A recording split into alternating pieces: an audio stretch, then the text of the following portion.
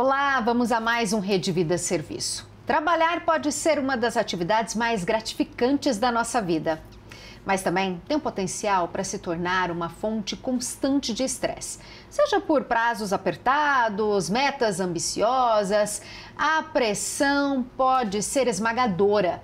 O setor de recursos humanos e as empresas em todo o país enfrentam um aumento acentuado do afastamento de empregados devido a transtornos de saúde mental. Conforme o Ministério da Previdência Social, o afastamento por motivos relacionados à saúde mental subiu 38% em 2023.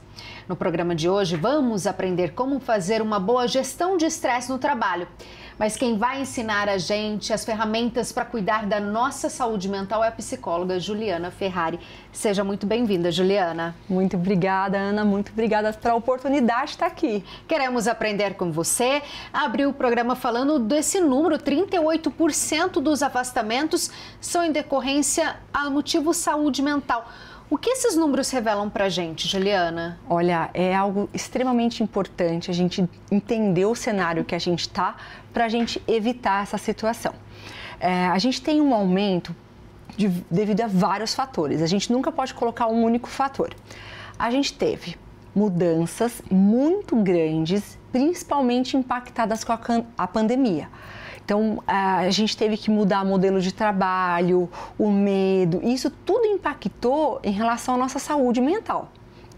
Outros fatores, a gente vive num ambiente de trabalho cada vez mais que exige da gente esforço, pressão, os clientes são cada vez mais exigentes, a gente tem uma cobrança muito maior e somado a tudo isso, existem fatores culturais, sociais que isso podem impactar e levar os transtornos mentais.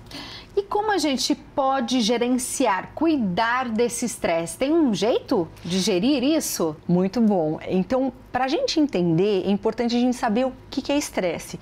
E se eu falo assim para todos os nossos telespectadores, o que é estresse, né? A grande maioria vai falar assim, essa situação no trabalho. E o que você se sente quando você está estressado? As pessoas falam irritabilidade, cansaço, enfim. Geralmente, quando a pessoa percebe o estresse, ele já está num nível elevado. O estresse é qualquer alteração na nossa homeostasia, ou seja, no nosso equilíbrio. Desde o momento que a gente nasce até o momento que a gente morre, a gente passa por situações estressantes. Por isso que o estresse, quando eu consigo gerenciar o estresse cotidiano, eu tenho saúde mental. Se a gente pega uma definição de saúde mental pela Organização Mundial da Saúde, saúde mental é um estado de bem-estar quando eu consigo gerenciar um estresse cotidiano. Ou seja, as pessoas que conseguem gerenciar as situações desse ambiente externo, as situações como eu reajo situações, porque tem situações que a gente não tem como mudar. A forma como eu reajo a isso, como eu lido com isso, a gente pode melhorar a nossa qualidade de vida. Então, respondendo, né? O que a gente pode fazer para gerenciar isso? Várias situações. A gente pode mudar, primeiro começando com os nossos pensamentos. Então, geralmente, a gente vive nesse piloto automático, em forma automática. Isso é a primeira condição para a gente não se perceber que tem situações que eu preciso calmar, eu preciso reparar, eu preciso reorganizar, eu preciso, por exemplo, uma demanda. Vem demanda e cada vez mais tudo é para ontem. Tudo é urgente, tudo é importante. Como que eu consigo gerenciar isso? Eu preciso ter prioridades. Então, sair do estado automático, olhar para isso, conscientizar, é extremamente importante para a gente gerenciar o estresse. Outros pontos, atividade física. Eficazmente auxilia porque diminui o cortisol e a adrenalina e faz com que a gente controla essas mudanças que estão acontecendo a todo momento. Cuidar do nosso sono. E aí o sono, é muito importante a gente entender o sono com qualidade. É aquele momento que eu sinto que o sono foi reparador, que eu consigo descansar. que é de 6 a 8 horas. Quando eu consigo ter relações sociais sadias, conectadas. Quando eu invisto, por exemplo, na família, aqui é um canal da família, quando eu olho para a família, que eu olho para as minhas relações interpessoais, pelos meus amigos, eu cultivo amizade, isso são formas de reparar. É procurar momentos de lazer, de felicidade, de alegria? É se proporcionar isso? Se permitir, isso mesmo, se permitir proporcionar. Porque a gente está uma constância que a gente não pode, que isso é comum e é comum uma situação adversa, uma situação muitas vezes muito negativa para a gente e a gente vai se adaptando. O estresse nada mais é do que uma síndrome da adaptação geral do nosso corpo. O problema está aí, quando a gente se adapta e vai aumentando a sobrecarga, é onde a gente pode adoecer. E esses são os reflexos. Principalmente, se a gente olhar para esses dados dos transtornos mentais, desse índice, em primeiro lugar, está os transtornos de ansiedade. Então, ansiedade, a preocupação, você viver num momento que não está no momento presente, então você está preocupando lá com o futuro, o que vai acontecer, será que eu vou dar conta, tem mais isso, tem mais aquilo. É o que eu acabei de falar, há pouco eu estava numa empresa e eu estava falando para as gestoras, falando o seguinte, se eu tenho 400 atividades para fazer, o que nós fazemos? Eu tenho as 400, esse mês eu tenho que cumprir essas 400. Então, isso faz com que a gente volte para o futuro com medo de não dar conta e a gente paralisa situações que a gente poderia tomar decisões mais rápidas, focar para resolver o que é mais rápido. A gente está vivendo muito mais no futuro do que vivenciando o presente. Então, isso pode ser uma das causas que a gente está adoecendo. Esse índice, então, tão grande de ansiedade, depressão, estresse e falta de controle no ambiente do trabalho, mas também no ambiente familiar. Em todos os sentidos, verdadeiro. Se a gente entender que aqui no Brasil é o país em primeiro lugar do mundo em transtornos de ansiedade, então nós somos um país ansioso.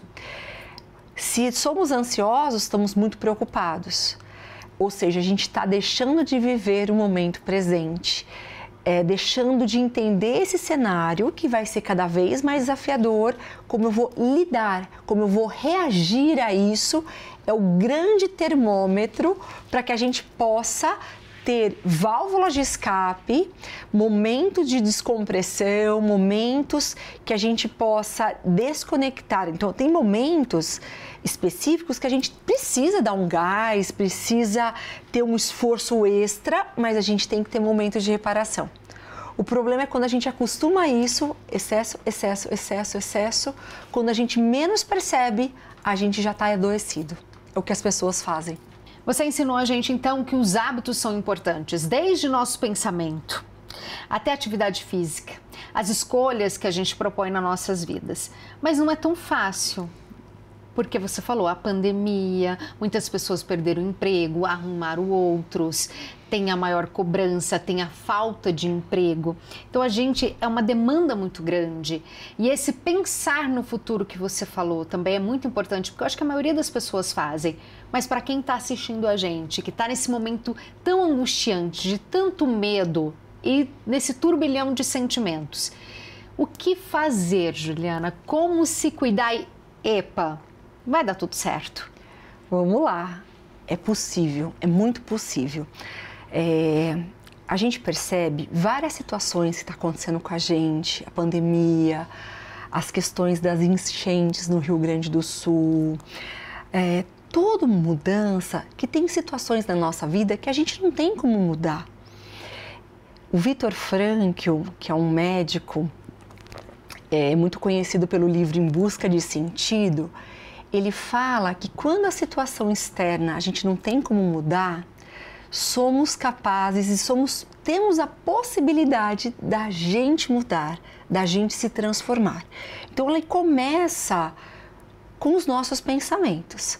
A gente sabe que existe uma frase bíblica que é o vigiai e orai.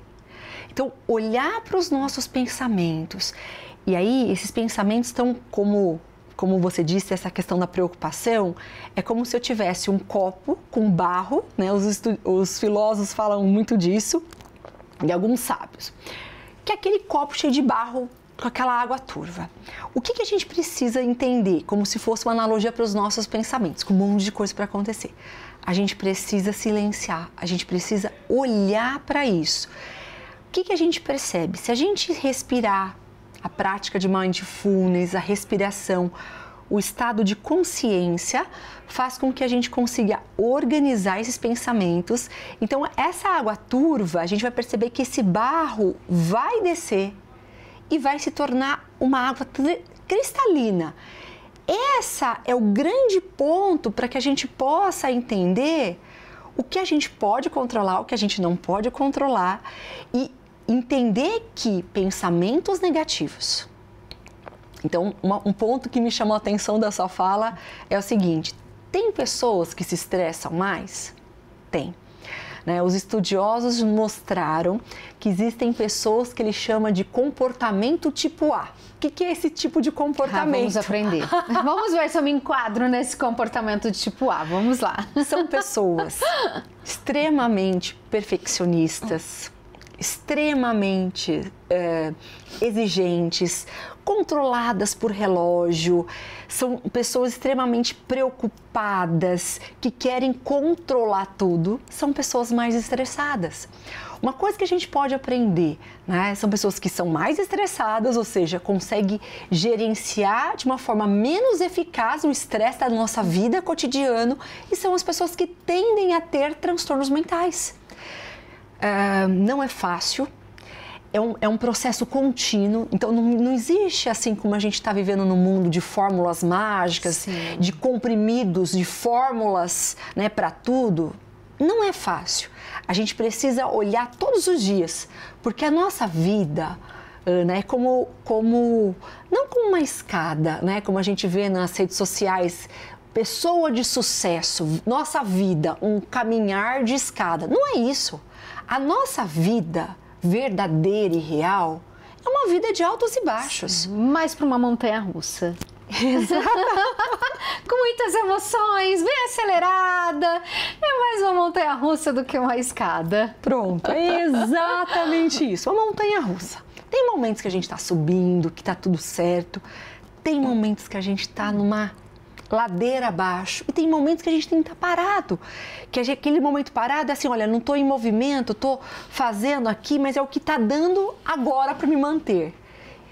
Isso significa que para que a gente possa continuar, que a vida é só de ida, não tem como voltar atrás, não dá para a gente cultivar situações e ruminações emocionais que já foram, a gente pode aprender com o nosso passado, né? Muitos estudos sobre saúde mental falam que a gente pode aprender com o passado. Por isso que outra demanda grande dos afastamentos e de transtornos são os transtornos depressivos, que está muito voltada às emoções do nosso passado. A culpa, os ressentimentos. Ficam guardadinhos ali. Por que eu não fui, o que eu não fiz? E esses pensamentos negativos, eles são muito característicos de pessoas que têm comportamento depressivo ou transtorno depressivo, que é uma intensidade maior. Isso faz com que a gente fique paralisado, ou no passado, ou no futuro, deixando de viver o que é possível agora, o que é possível hoje. E eu gosto muito de utilizar, né, pegando a fala que eu trouxe do Viktor Frankl, que ele fala que as pessoas estão entrando em desespero, se desesperando. O que significa D? Ele fala assim, é uma fórmula matemática como D é igual a S menos S. Ou seja, o D do desespero, a gente entra em desespero quando a gente sofre menos S de sentido. Então, o primeiro S é de sofrimento, o segundo S é de sentido. Ou seja, todo momento da nossa vida a gente vai passar por sofrimento físico, psicológico, porque situações que não dependem da gente. Sim. Muito bem. Quando a gente entende que esse sofrimento e a gente começa a aprender a dar um sentido. Por que está acontecendo isso? O que eu posso levar dessa experiência? Quais as possibilidades que eu tenho? Dessas possibilidades, qual a melhor escolha nesse momento? Você começa a dar um sentido para essa situação que está acontecendo na nossa vida ou no meu trabalho. Vamos pegar aqui uma situação. Tá com uma demanda, tudo é para ontem. Peraí, qual o meu propósito aqui? Qual desses pontos, o que eu preciso fazer que é essencial? Quando a gente começa a nomear e dar um sentido ou uma ressignificação, que pode ser algo meu ou algo maior para impactar, então eu fico muito emocionada de estar aqui com vocês, porque quanto mais eu falo sobre isso, mais eu posso impactar a vida das pessoas. E aqui tá chegando para milhares de pessoas. Eu tô percebendo, tô aqui com vocês, tô arrepiada, porque quanto mais eu falo isso, de levar as pessoas para se prevenir, para não adoecer. E se tô doente, eu preciso olhar para isso, que eu preciso de ajuda. Precisa de uma ajuda especializada. Exatamente. Então, quando a gente entra nesse processo, a gente não se desespera. E o desespero é uma das piores formas da gente entrar e adoecer mentalmente. Quando a gente desespera, quando a gente sente desamparo e quando a gente não olha para a nossa vida das possibilidades que a gente tem. Você falou sobre se preservar, o silêncio, mas aí pode ter alguém assistindo e falar assim, então eu tenho que diminuir meu comprometimento? Não é isso. Não é diminuir o comprometimento com o trabalho e com suas demandas. Não é essa forma que você vai ter uma gestão de estresse, de ansiedade ou melhorar o ambiente de trabalho. Não é isso, né, Juliana? Não é isso. Até porque quando você deixa, pode ser um nível elevado de estresse, que a gente chama de exaustão. É quando eu não consigo fazer mais nada, onde pode gerar a síndrome de burnout, que é um estresse crônico ocorrido pelo trabalho, e nesse caso você vai deixando. E aí é uma situação muitas vezes extremamente prejudicial para a nossa vida, e você até citou que o desemprego é um dos fatores que mais compromete a nossa saúde. Sim. Aquele estado, aquele desânimo, as frustrações, o medo. Então, quais são os pontos, né? Então, primeiro a gente entender que a gente pode fazer todos os dias o nosso melhor. Então, saber a diferença de ser perfeito, de buscar a excelência, de ser perfectível, são coisas diferentes. Ser perfeito é você não permitir que você possa errar, que você tem que ser o máximo. Então, isso te exige demais. Você tem muita rigidez consigo mesmo e isso pode levar ao estresse. Agora, você entender o que você pode fazer o melhor dentro do tempo que você tem, dentro das possibilidades que você tem e fazer o seu melhor. Então, isso significa que às vezes eu preciso gerenciar meu tempo, falar, não, olha, essa atividade eu não consigo entregar agora. É possível que eu entregue tal data? Então, fazer essas negociações, entender formas, muitas vezes, da gente olhar para o nosso trabalho para melhorar. Então, não é fazer mais, muitas vezes, é fazer melhor. Não fazer mais, não fazer menos. Não fazer menos. É saber gerenciar o horário, o dia, a demanda. Fica mais fácil quando a gente coloca num papel, coloca numa lousa, coloca até no computador, em uma planilha, alguma coisa, essa demanda separadinha.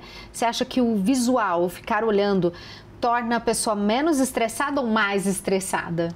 Ótima pergunta. A gente precisa, sempre tirar da nossa cabeça. Então, aquela pessoa que geralmente compromete no sono. Eu estou deitado, Ao invés de você, que é uma ferramenta importante, agradecer a Deus, ver tantas coisas que você fez e colocar, olha, o que eu permiti que deveríamos fazer isso, o que nós fazemos? Eu deito e vou falar. Amanhã eu tenho que fazer isso, hoje eu não fiz aquilo. E vai o chicote, castigando a gente, a preocupação. Isso compromete, desgasta mentalmente o nosso cérebro e faz com que a gente não descanse. Porque a nossa mente está muito ocupada. Então, a nossa cabeça, uma lição importante é tirar a nossa cabeça de agenda. Então, a gente tem que tirar da cabeça e ir para o papel. Muito bem. Então, coloque no papel. Às vezes você está ao invés de ficar rolando na cama, sai e coloque no papel, tira da sua cabeça, coloque na agenda. Um exemplo é que você pode fazer no domingo uma organização da sua semana. Olha que dica interessante. Já aproveita aí para anotar essa dica da Juliana, que eu vou praticar também. Vamos juntos. Ensina a gente, Ju. Então, assim, domingo é o momento de você olhar na semana. Então, quanto mais eu tiver uma rotina de organização, de estudo, do trabalho, de uma atividade física, de momentos com a família. Então, assim, eu quero dizer que não é quantidade do tempo, mas qualidade, porque a gente passa a maior parte da nossa vida útil no trabalho. Mas olhar aquele tempo que eu tenho organizando a minha rotina, muito melhor do que ficar na minha cabeça. Então, usar agenda, papel, um caderninho. Ah, não tenho agenda, né? Tem gente que coloca desculpa para tudo.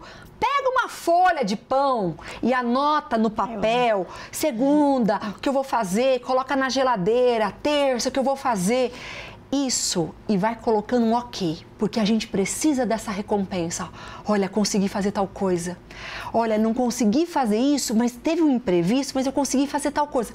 Celebrar cada conquista, ela é muito importante, porque você vai sendo premiado e vai olhar, nossa, eu não ficou com aquela preocupação que eu não fiz. Vai fazer, nossa, mas eu fiz isso, fiz aquilo. Então, isso é muito importante para a gente ter motivação em continuar realizando. Melhor e melhor ainda. Então, colocar essas formas, anotar. E é diferente também, os estudos têm mostrado, que a gente está usando muito o celular. Sim. Só que quando você clica o B, é diferente de você escrever o B. Então, se você tiver a oportunidade de anotar, você vai lembrar muito mais do que simplesmente digitar. Mas se você não tiver como digitar, anotar, melhor a agenda do celular do que nada. Do que nada. Você explicou muito como nós mesmos podemos gerir esse estresse, mas com a responsabilidade das empresas, das corporações, como elas podem tornar o ambiente de trabalho mais tranquilo, mais afetuoso, mais ameno, menos competitivo e menos estressante? Tem como? Olha, isso é muito importante. Existem estudos, né, um exemplo de uma consultoria que ela mapeou 500 empresas, milhares de funcionários. E um dos pontos importantes, por conta que essas pessoas passam a maior parte da vida delas no trabalho, quanto mais eu olhar esse indivíduo integralmente, além, você consegue ter muito melhores resultados, muito maior comprometimento, diminui o índice de faltas, que é o absenteísmo, você tem funcionários comprometidos, engajados, que contribuem, que fazem o atendimento e atendem os clientes de uma forma satisfatória. Olhar para o ambiente de trabalho é extremamente importante. Então, hábitos como treinamento dos líderes, para eles serem melhores líderes, no sentido deles serem pessoas que vão contribuir com o desenvolvimento da equipe e não focado no modelo passado de liderança, que era muito voltado para o controle e punição. O líder ele não tem que ser visto como medo, ele tem que ser visto como uma pessoa querida, porque eu aprendo com ele. Com respeito e admiração. Exato. Então, esse é um ponto importante, treinar essas lideranças, ter canais de comunicação claros, porque um dos maiores conflitos que acontece é por falha de comunicação. Então, falar de comunicação, ter comunicação assertiva, clara, cuidar da comunicação não violenta, isso se torna um ambiente mais seguro, que já é mapeado, chamado termo segurança psicológica, que é aquele ambiente que eu tenho um ambiente de trabalho, em que eu me sinto seguro para falar, me expressar. Isso vai fazer com que eu me sinta pertencente àquele local.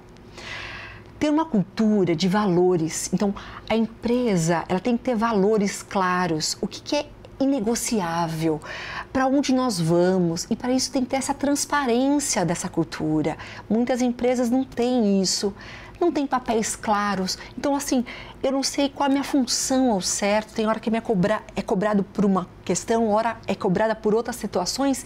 Isso faz com que a gente não tenha, muitas vezes, orientação. E muitos desses colaboradores são mandados embora, muitas vezes, por ele nem ter clareza do que é esperado do papel dele, não tenha dado feedback e não tenha dado, muitas vezes, aproveitando o seu potencial. Porque ele estava perdido ali, jogado naquele Geralmente meio. contrata, não treina, coloca, se dá certo, tentativa e erro, deu certo, continua, não deu certo, manda embora. E isso é muito caro para as empresas, a rotatividade é muito cara. Afastamentos e faltas é um custo muito alto. Foi mapeado, Ana, em 2020, que as empresas gastaram em 2020, por questões de saúde mental no trabalho, US$1 bilhão. Não é melhor investir, como você disse? Fazer todas essas fórmulas de escuta com o funcionário? Do que deixar com que ele adoeça e depois tem esse gasto? É investimento. Porque um funcionário saudável, um funcionário que você propicia esse ambiente e muitas vezes, além dessas situações, parcerias, parcerias. Às vezes, mas é custo ter convênio, psicólogo. Gente, faça parcerias. A empresa pode ter muitos descontos para os funcionários, sem onerar o custo dessa empresa. Então, olhar para isso, fazer essas parcerias, para ter momento de descompressão, momento de comunicação clara, um ambiente saudável, em que a gente possa trazer o nosso melhor, o nosso potencial, é o que torna o ambiente mais seguro, mais produtivo e mais saudável. A responsabilidade é nossa, é das empresas, é de todo mundo. Dá para caminhar junto, ter uma vida mais tranquila, um trabalho mais saudável? É possível. É possível. A gente tem várias empresas que têm o resultado disso propiciando, investindo e cobrando no indivíduo, como você falou, e também na própria empresa em estratégias de melhor bem-estar para essas pessoas. O resultado só vai ser positivo, vai ser ganho para a empresa, ganho para os trabalhadores, ganho para todo mundo, como foi nosso ganho hoje de escutar e de aprender com você. Muito obrigada, Juliana. Eu agradeço a oportunidade. Sempre é importante, né, Ana, a gente olhar para isso continuamente. Não é fácil a nossa vida, mas olhar para isso faz com que a gente tenha muito mais sentido. Este foi o Rede Vida Serviço com a Juliana, que falou muito bem sobre como a gente deve administrar nosso tempo, cuidar dos nossos pensamentos, ter um sono de qualidade e como as empresas podem se unir para transformar o ambiente de trabalho muito mais saudável. Até o nosso próximo encontro. Tchau, tchau!